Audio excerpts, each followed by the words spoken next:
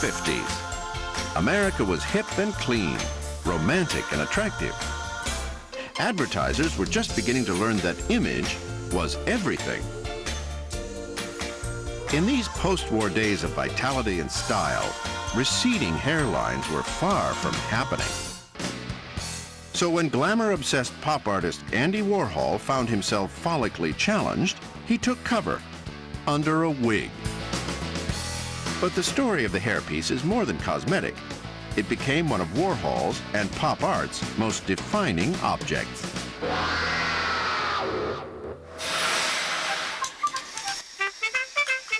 Andy Warhol was raised in the 1920s in the steel and coal-forged city of Pittsburgh, Pennsylvania. From a young age, he was starstruck, sending away for glossy photos of Hollywood's glamorous elite.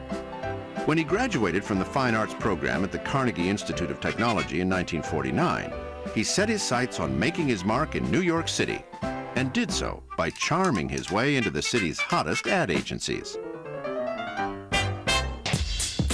Soon, Warhol was dressing the windows of trendy department stores and was a must-have illustrator for women's fashion accessories. But Warhol really wanted to be accepted as a great modern artist. He found his big break in the kitchen. In Andy Warhol's studio, ordinary objects like soup cans and Brillo pads became pop art's calling card. His canvases mixed glamour with pop culture to create silk-screened icons of the 20th century. Warhol successfully used this high-voltage cocktail in all his enterprises as artist, author, filmmaker, producer, photographer, and publisher. But his most celebrated creation was Andy Warhol himself, his mesmerizing stare, his gaunt frame adorned with leather and Levi's, and an electric shock of a hairpiece that would become his trademark. It all began in his 20s, when Andy's hairline began to recede. The men in his family suffer from male pattern baldness, where you lose all the hair on the top of your head. And if you see photographs of his brothers, Warhol had to be exactly the same. In this rare picture from the 1950s, we see that Warhol, ever the artist, has altered a copy of the photograph. He also began wearing a hairpiece. By the 1960s, his wigs became obvious, shifting from yellow blonde to an uncombed silver blonde and platinum. All were two-toned with a bit of brown in the back.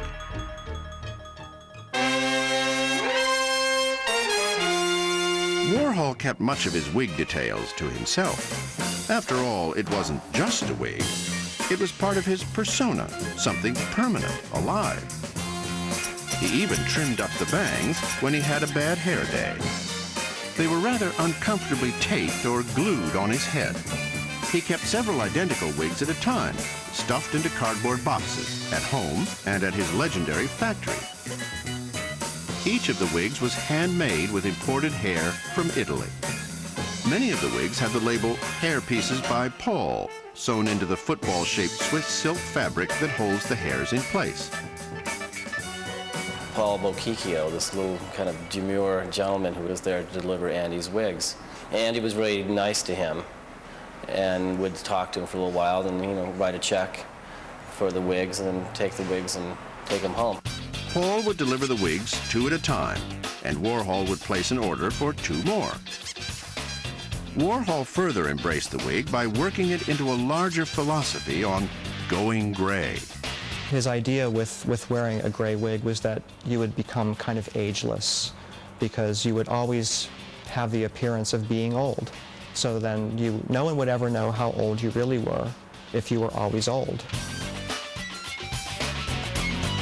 By the 80s, the Warhol wig had reached its wildest point, bushy and shocking, indelibly imprinted in his own self-portraits.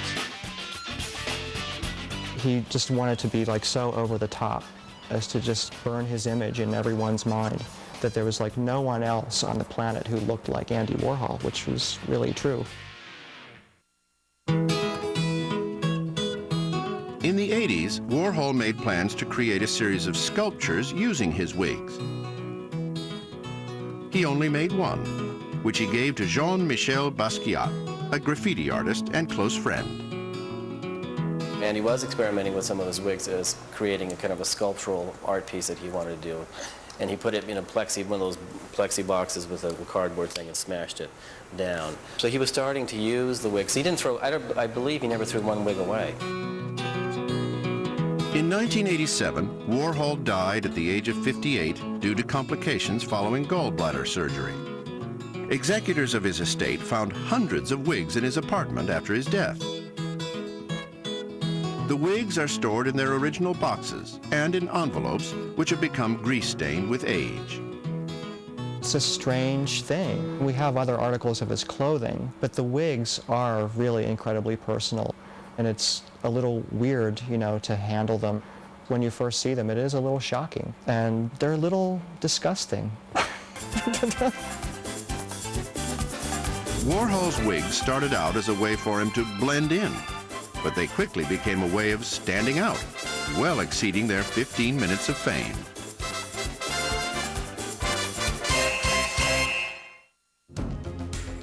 About 40 of Andy Warhol's wigs are stored in the archives of the Andy Warhol Museum in Pittsburgh, Pennsylvania, where they will be displayed sometime in the future.